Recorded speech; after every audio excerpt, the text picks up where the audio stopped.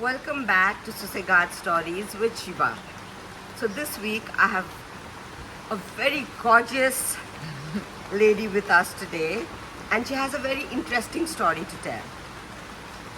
She came to Goa in the early 2000s when the OG trance movement in Goa was a big time thing, and she participated in that, and that apart, she's a single mother, sole caretaker of her daughter. She's in juggling jobs to take care of her daughter and educate her, and she's lived a very interesting life in Goa, a life that many of us in big urban cities dream of living. She is living the life, as we say. So, without much ado, let me introduce you to Dhanashri Chutneys. Chitnis. I haven't been called Dhanashri in such a long time. It was only when teachers got like angry with me and they're like Dhanashri. Otherwise, I've been Dhan or like Dhan. Sometimes I call myself. You are a very inspiring personality, and I would like my viewers to see what a single woman can do to take care of her child, and along with that, have a career, and along with that, have a good time too. So that is what Dhan is all about.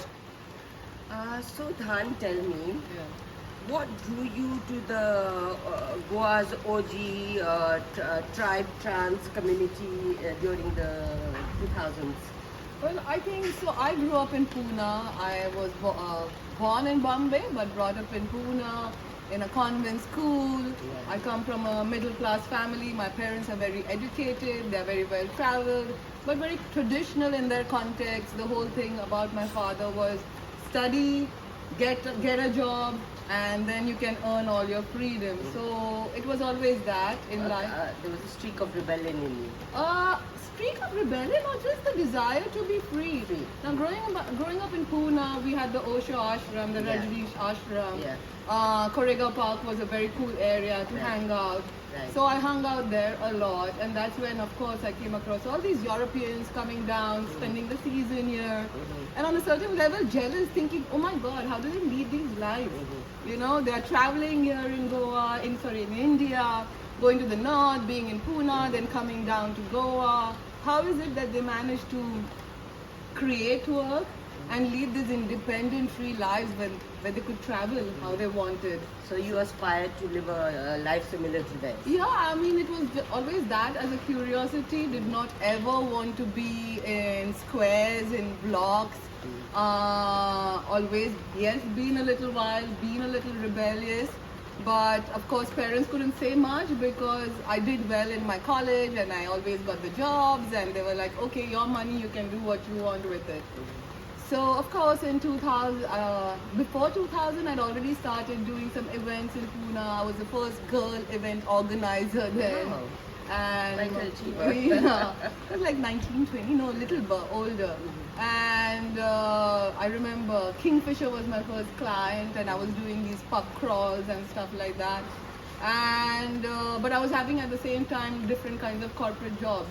I did my communication studies. I did my master's in that, and then I got into corporate PR, which was great. I was working with TBWA Anthem as an agency Wow. that time. But of course, the life I was leading, let's say professionally, and the life I was leading outside my professional life was completely different. So I used to even sometimes look at myself in the mirror and like, are you the same person? Because there I am, all serious, working during the day, corporate and then woman, at yeah. and then at night, wild party, you Yeah, know, yeah. meeting so many people I get you, and few hours of sleep and then going to work. I don't know, at that time I could manage But you it now. managed. Yeah. Not anymore, no. Now sleep is really important. So from around 2000, around that time, you started coming and going To Goa, yeah. Goa. So, of course, I couldn't really spend the whole season here having these boring corporate jobs. But any chance I could get, I would just come to Goa, and then it was, of course, coming.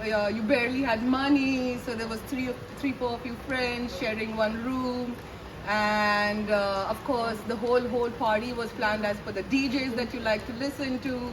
So you slept for 2-3 hours, woke up at 4 a.m., went and listened So to your who were favorite. the happening DJs at the time? Oh my God, they're still around. They're still around in the trance scene, right? There was Tristan, there was Arjuna, there was Parvati Records. There's a lot of these Italians that were doing really well, and that's how I met my Italian then. And so I met Tommy in a Yeah. similar way. Dhan's ex-husband is an Italian with whom she has a daughter. Yeah. We will get to that later. A bit later, yeah. So, and of course, the people were just so free, so colorful. There was no judgment. You could be rich, you could be poor, you could be fat, you could be thin.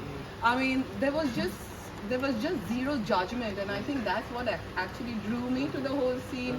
The fact that whether you're 60 years old or you're 16, you're still on the same dance floor, dancing full power, sweating, having these big smiley faces, amazing sense of clothing. I remember we used to have the buffalo shoes, which were these chunky shoes that were all in, wearing leather, and it was just really fun, colorful times. Beautiful boys on big bullets and big bikes, Wow. you know, Wow. with their dreadlocks, and you're like, oh my God, that's so delicious, you know? Wow. Yeah. Wow.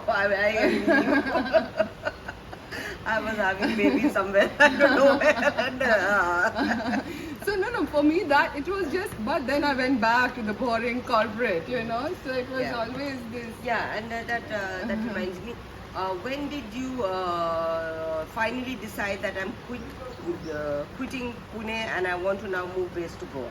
2005, I got admissions into this amazing school of restoration in Florence, and I had some time before the course started, so I said, okay, I'm gonna go to Goa, spend 2-3 months, and then I'll leave for Europe, study. And that's when I ended up meeting Myra's father one night in a party in Karnataka, beautiful place. River, forest, mountains. Wow. He was playing, I was dancing. He was a DJ. He's a DJ. He still is a DJ, and he has a record label that produces trance and techno. And that's how we ended up meeting. In fact, I was meeting 2 other boys then, but then of course he came along. And I just thought, oh my God, universe is conspiring, serendipity and all Yeah. that, you know, that I planned to go to Italy to study, and now I meet an Italian boy, and it was perfect because You did go to Italy? yes, I did. I did go to Italy. I did 2 years of restoration of art. I had money only for the first year, but I did really well, and my school gave me a 75% scholarship for the second year. So my father was extremely proud because, of course, my father still holds all those really as important parameters of success. And then he says, okay, the 25% I will pay. And I ended up staying another year in Florence, which is a gorgeous city. I mean, which other better place to study restoration of art and just soak in art history and everything. So it was perfect. And then the last week of school, I realized I was pregnant with Myra. After having your daughter, she was born in Rome. How long did you stay back? Oh, well, Myra was born in December. She's a Christmas baby. So, yeah, my Myrical, I call her. And when she was around 6 months old, we kind of realized we did not want to again grow her up in a city. Even if Rome is a city, it's still a city. And my ex-husband, he got a chance to open a music studio in Ibiza. And that's how, when Myra was 6 months old, we ended up moving to Ibiza because he opened his own music studio there. And What a that was the next part of life, which was unexpected, but at the same time amazing, beautiful, because I think I made some of the best friendships there that are going to last me a lifetime. And yeah. And were you working while... Initial years, no, because Myra was small. Plus, when it's not like being in India and you have a whole support system with your family and the nanny or anything. When you're living abroad, you're doing it all, right? From cleaning your house, making the food, going shopping, your kids, sleepless nights. kid is sick, you're managing it all. Plus, I had just managed to be in Italy and I started speaking Italian fluently. Now, all of a sudden, I was in a new country and a new language. So, yeah, I mean, the first 3 years, not so much. But then, yeah, I mean, I had to start working when In all, how many years were you in Italy? in Italy for 2.5 years and in Ibiza for another 8.5 years. When did you, around which year did you decide that I need to go back to India? Well, I wasn't ever actively thinking of wanting to come back. But Myra's father and I, we split when she was around 3.5, 4 years old, and he moved back to Rome, and I was in Ibiza another 4 years, which were amazing, but it's hard because Ibiza, like Goa, is very seasonal. So you do all your work during the summers. Winters are bleak. It's kind of depressing, even if it's the White Island. And in the summer, you end up working like 13, 14, 15 hours. You're doing any kind of jobs that you're getting because in the end, you're just trying to survive and make money for the whole year. Myra was tiny. Like I say, I'm really blessed with the girlfriends, the friends that I have.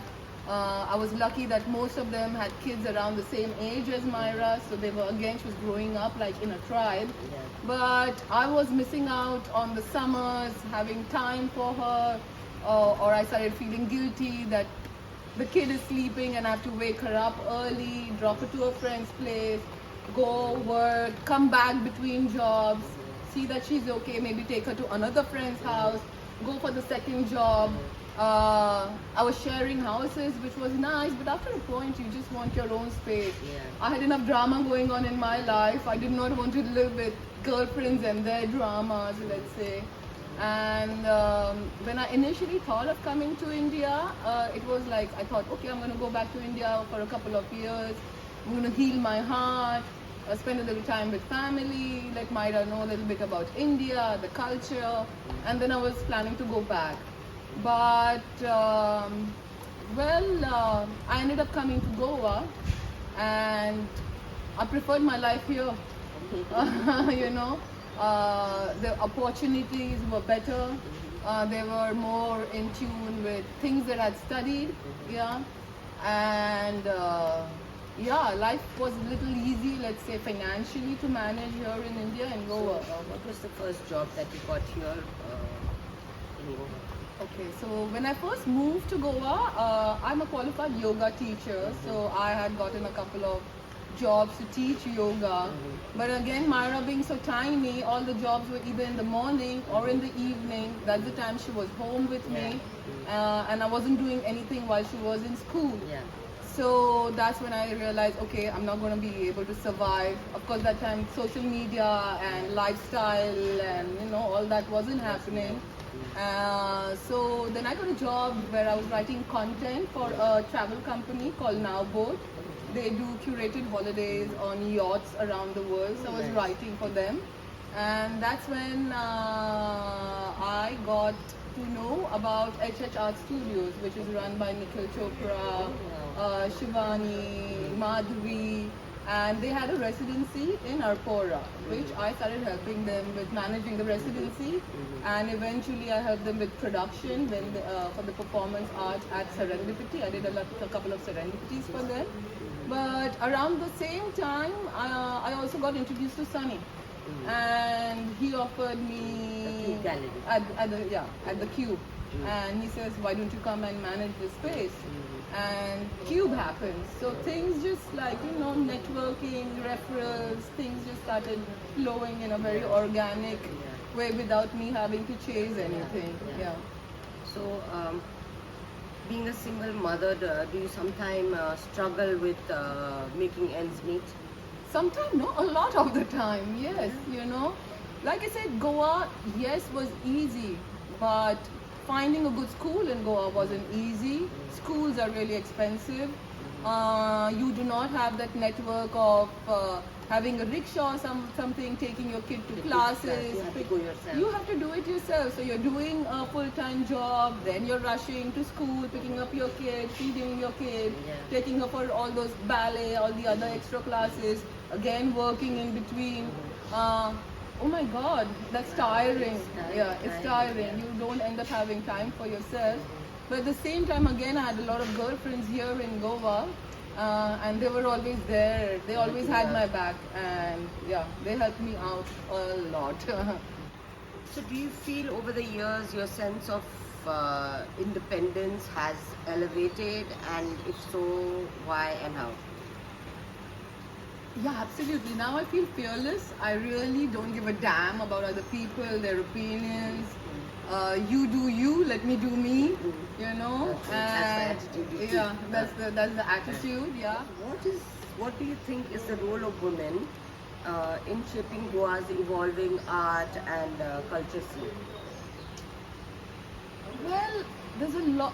Women are naturally multitasking, so they manage homes, they manage different things, and creatively, let's just talk about people like Samira, who's doing a lot of great yeah. work, Yeah. curating. There is Verodina with her pottery. Yeah. Then of course HH with our studios with Madhavi, Shivani, doing so much amazing work.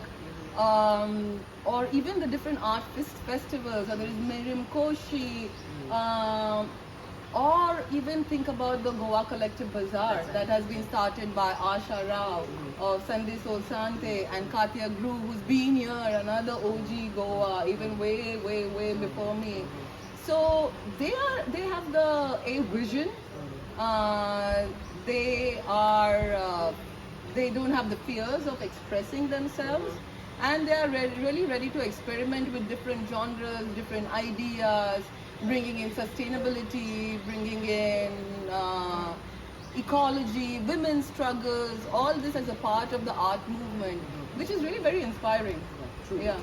Just so that my audience understands you better, this Goa Collective Bazaar, is it the same that we call the night market? Yeah, that happens at Hilltop every Friday during the season. So that was started by Asha Rao, like I said, of Sunday Sol Sante. These are great exhibitions or bazaars that happen all in most of the prominent cities in India. And Katya Gru, like I said, she's the OG of the movement. Very colorful. She used to have a boutique called Mermaids right next to Mr. Gelato near Bumrah, that circle. How is your dating scene? Oh, I've been blessed with In Goa. amazing men in my life. Again, things have happened organically. Who are you attracted to most, Lara? Are you attracted to foreigners or Indian men? The man has what to be kind a funny man. He has to hope. That's humor. Humor is extremely important. Banter. No matter what race. No matter what race. Humor is extremely important. The banter. How you keep it like spicy, sexy, you know. It shouldn't be dull, boring moments. And doesn't matter the look. My only commitment is my child and my tattoos. So Dhan, I'm really very enamored by this OG trance movement that happened in Goa, and you are the last remnant of it. No, there's quite a few still there. Few of us are still Can around. you tell us some stories about it? Oh, Some well, really wild stories. wild stories. There's so many wild stories, but I'll just tell you how the vibe was then. Yes. You came, of course you took the night buses, you arrived in Goa. That time Munchies was the 24-hour place that was open right next to Oxford. Okay. It was right there. Right. So the first thing you did was you dumped your bags in your guest house, which is, you didn't care how it was because it was just to sleep those few hours and you're just out all the time. Went to Munchies, you figured out what the parties are, who's going where, Who's the DJ? who's the DJ is it Monkey Valley, is it Hilltop? Even Hilltop that time, parties would go on for 3 nights, 4 days, free parties, you know. Like 24 hours. 20, I'm constant, it's going Constant. constantly, the music is going on constantly. Were there any raids? Not really. I mean, of course, cops were around, but not in a big way that they are.